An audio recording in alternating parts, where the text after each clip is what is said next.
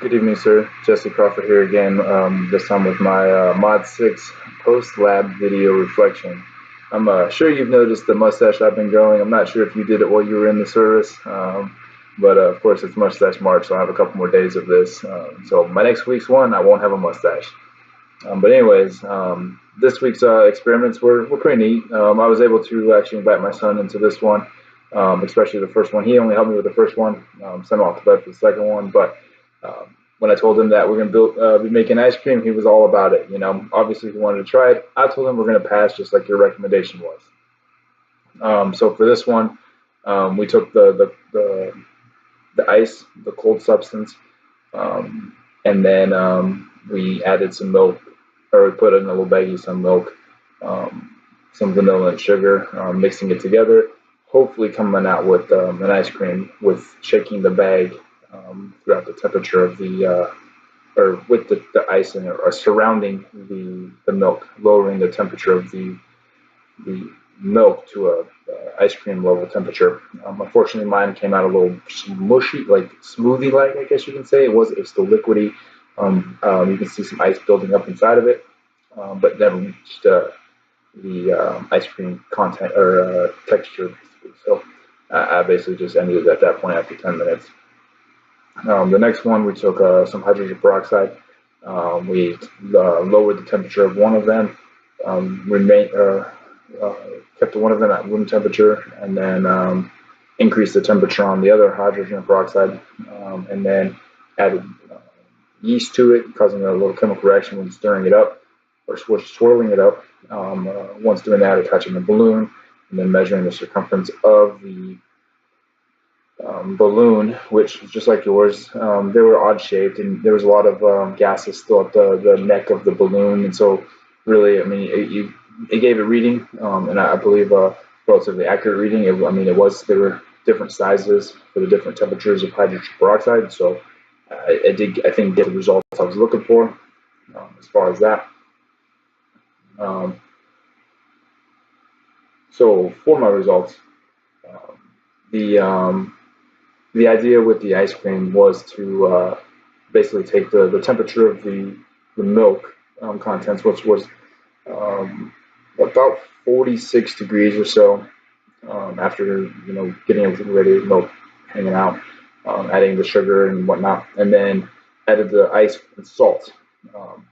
Read a little bit about on this idea, and really it just came to what I think I understand it was the salt is melting the ice but lowering the freezing temperature of it so it stayed cool, I guess you can say.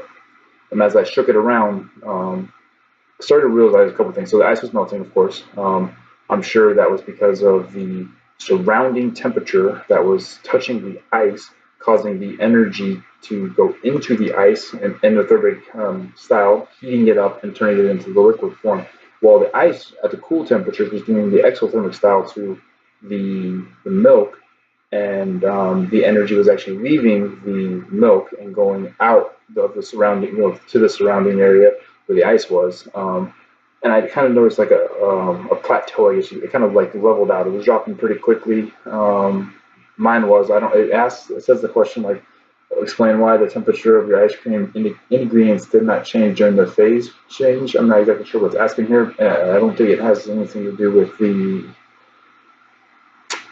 ice and the making of the ice cream, because my temperature dropped every time I went in there once every minute. But when I got to like the 7 and 8 minutes at around freezing, just under freezing, the 32 degrees that is, I felt like there was a plateau, as though like there was not, like, the ice couldn't make the milk wasn't making the ice melt anymore, and the ice wasn't making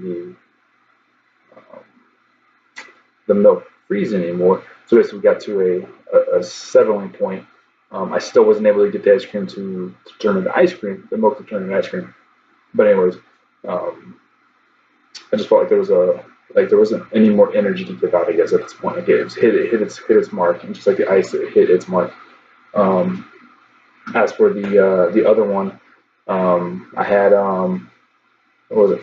I guess I got to 44 degrees while I was in the refrigerator with a circumference of 16.6 centimeters. And then the next one I hit was it 69 degrees room temperature roughly. Um, and I got a 16.9 centimeters, so I got 0.3 centimeters bigger. And then for the higher temperature one at 81 degrees, I got 17.3 um, centimeters wide. Um, and so I described the basic concept, I guess you could say, when it comes to the temperature and the ice cream. Um, I'm going to back up a little bit. There was some with the safety precautions. With this one, it was one of those things where like I wanted to ensure my test tubes, so the one in freezing and the one in the heated one. Obviously, we didn't want to heat them too much or freeze them too much, and then have like the cold one interact with anything that was warm, maybe causing it to shatter, and vice versa. And at the same time, with the test tube rack, ensuring the test tube rack was solid at all times, which was one of those tough things to do when putting the balloon on the test tube and holding it all still and getting it to work.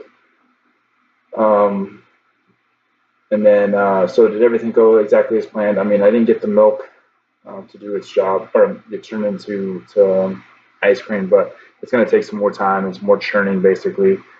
Probably keeping the ice more of a solid temperature because the ice was raising its temperature just based on the surrounding of outside of the bag. The heat was causing endothermic, which was raising or adding energy to the thing, causing a positive change of enthalpy to the ice, raising the temperature, and that was doing the ice was doing that the opposite to the milk and lowering it, but I never got to the point. Um, with the some troubles that I ran into, I guess you would say, was I believe you had mentioned it with your previous video, your announcement video, with the balloon and making it quick. Basically, like you add the yeast and basically it starts going, and then adding it, and then you definitely see when you swirl it up the the yeast or the chemical reaction happening.